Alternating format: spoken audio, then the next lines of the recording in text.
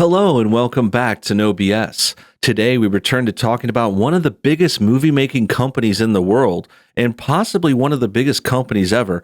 I'm of course talking about Walt Disney. Disney has had its hand in many major film franchises recently, one of which is Star Wars, which they bought a few years back and rebooted into a brand new franchise. They just had 3 sequel movies come out: Star Wars The Force Awakens, The Last Jedi, and Rise of the Skywalker, of course. And there were a couple spin-off movies they made too. They made Rogue One and Solo in addition to that. So 5 new Star Wars movies have come out, and things have not gone exactly perfectly well with that whole situation. Sure, they were still profitable. They made billions of dollars, particularly The Force Awakens was a pretty monumental comeback for the series. But ever since that one, the excitement has been waning. Things have gotten a little overdone. Things have gotten a little political and woke too. And things have changed in the world as well. I mean, since 2016, everything's gotten more political, including movies, TV, companies, corporations, and all that stuff.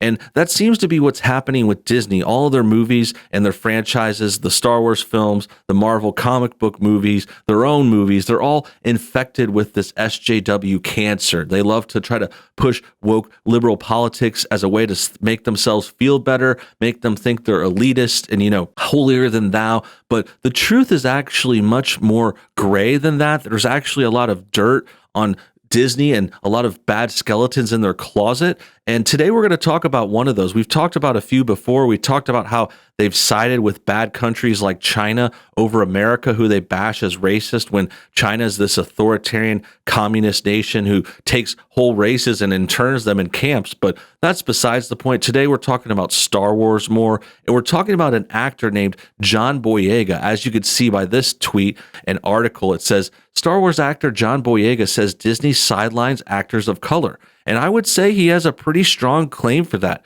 John Boyega, of course, became famous when The Force Awakens came out back in 2015. He was one of the 3 main actors in the new Star Wars franchise, but it seemed like he got sidelined after the first movie. Like, the first movie was a good start for him. He was this character that was a stormtrooper character who defects and leaves the Empire and decides to try to help the rebels, who are actually in reverse now. Now it's actually like the Empire is called the First Order, and the rebels are in charge of the government. That's a whole other thing. But the basic point is, John Boyega was a very interesting and compelling figure and character in this original film, The Force Awakens. He was this defector who even uses a lightsaber by the end of the movie. Some predicted he might have been the Jedi character at one point, or he was going to learn how to use the Force too, but that just never happened. What happened was he got sidetracked after that first movie. In the second movie, he ends up going on this whole side mission with this Rose character, one of the worst characters in Star Wars ever, and he goes on this weird side mission. He goes to this futuristic casino that looked really weird. They ride on like these animals.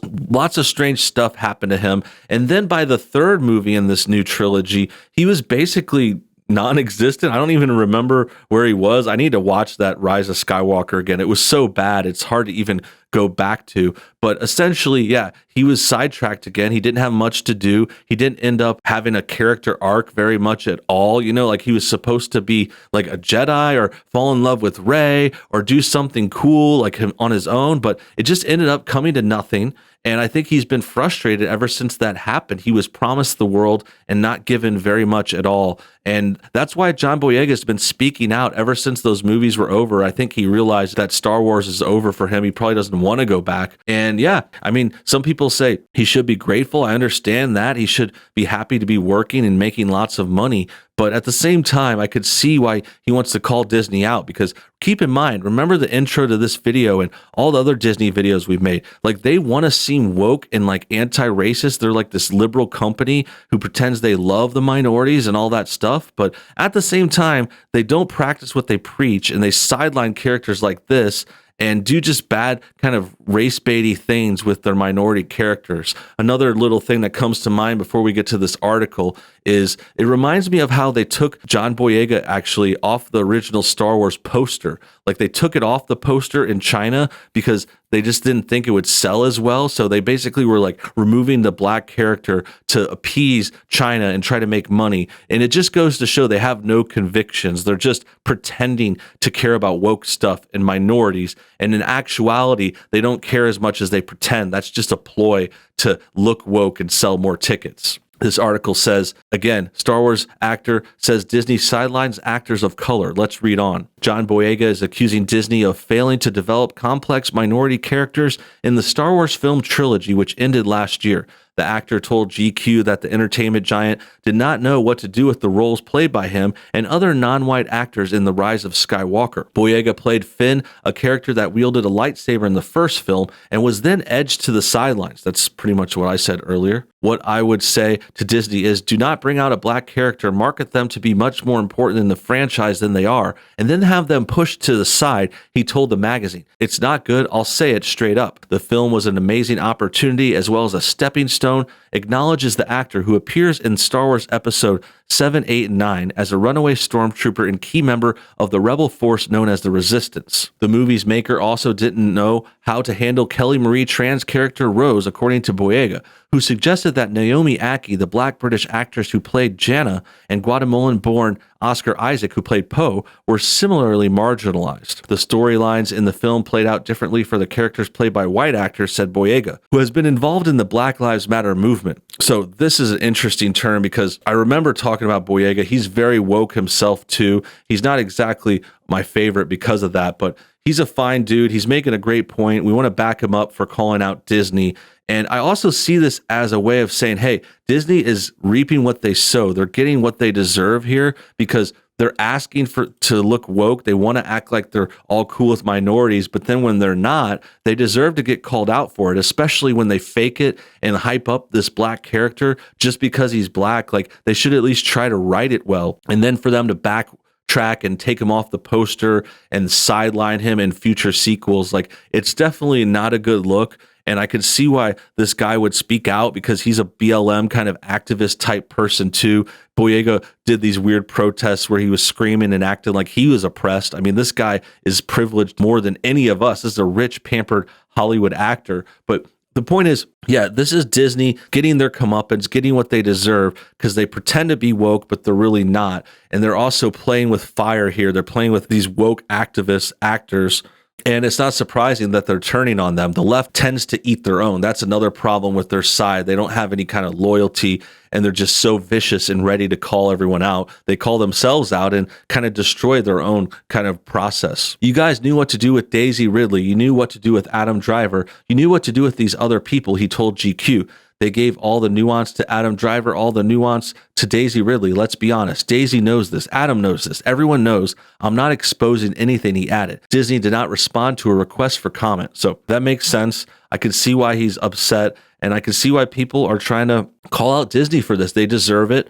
They've asked for this terrible, terrible thing to happen, and they've pushed bad politics that have gotten them in trouble. So that's the first part of the story. The next part is another kind of follow-up. Here it says, John Boyega responds after Michael Rappaport says he should be grateful for Star Wars. So apparently another actor is sort of conflicting with him. Michael Rappaport is known to be pretty woke and political too. He always kind of chimes in on stuff these days. And that appears to be what's happening in this story. Let's read on and see where else it goes. Michael Rappaport did not feel John Boyega's experiences were unique to black actors. While Michael Rappaport may pride himself on being a fan of black culture, recently John Boyega called out the white actor for attempting to white-splain his experience as a black lead in Star Wars.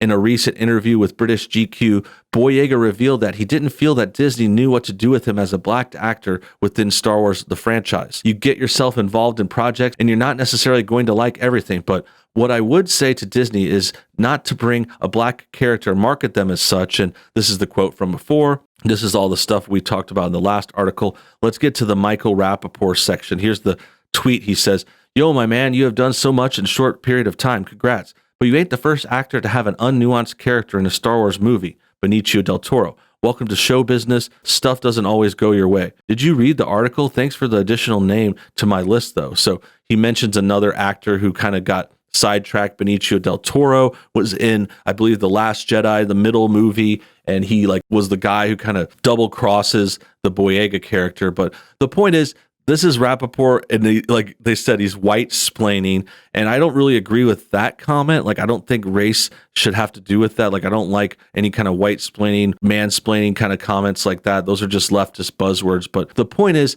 this is a more battle within the leftists. Like, Rappaport tries to act really woke. I've seen this actor online before. He tries to go anti-Trump and pro-black and act like he's just like down with everything, all this politics stuff. And now he's clashing with Boyega, who's clashing with Disney. And it's just this big mess. It's like I said, the left eats their own. They're fighting within each other. This infighting is getting insane. And it's turning into this terrible, terrible story where everyone's racist. Rappaport is responding here. He's saying, I read the article. That's why I tweeted you. It's show business. He's trying to kind of defend Disney for some reason. And I'm not sure why he'd want to do that, but go ahead. I mean, that's cool. But I think he's just trying to, denounce the racism. Let's see what he says here. He says, that's why I tweeted you. It's show business. Things don't always work out the way you plan. Happens to all of us. Again, be grateful for all you've done so far, which is a lot more than tons of great actors of all races who also had roles cut down and will continue to. No, thanks though. So he's not backing down. Rappaport is arguing with John Boyega. It's just this big woke mishmash. It's a total mess. And I could see why this story is a bad sign for Disney, who's trying to look woke, but now it's gotten themselves into trouble, as it should. This stuff should just be left out of the movie business. Let's just make good films, not trying to make them woke, not trying to put actors in because of certain races, not let these actors, they don't need to be all these activists now. Like, they should just focus on their craft and not try to get all political all the time. That's really, really annoying. And that's the part that really needs to stop. So with that said, I'd say that about wraps things up. Thanks for watching today's video. Make sure you comment your thoughts on everything below. Tell me what you think about John Boyega, his interview, him calling out Disney, who tries to act woke, but then removes woke things from posters in other countries who they want to make money off of. Lots of bad things in this story, including Michael Rappaport chiming in at the end here. So tell me what you think. Comment your thoughts below. Have a great day. Subscribe if you're new. Hit the bell for notifications too. Eat some lunch. Don't forget to get plenty of sleep and take your vitamins. A nice multivitamin is a real good thing, especially in this kind of crazy day and age. So that's some last minute advice. Thanks again for watching. Have a great day, everyone.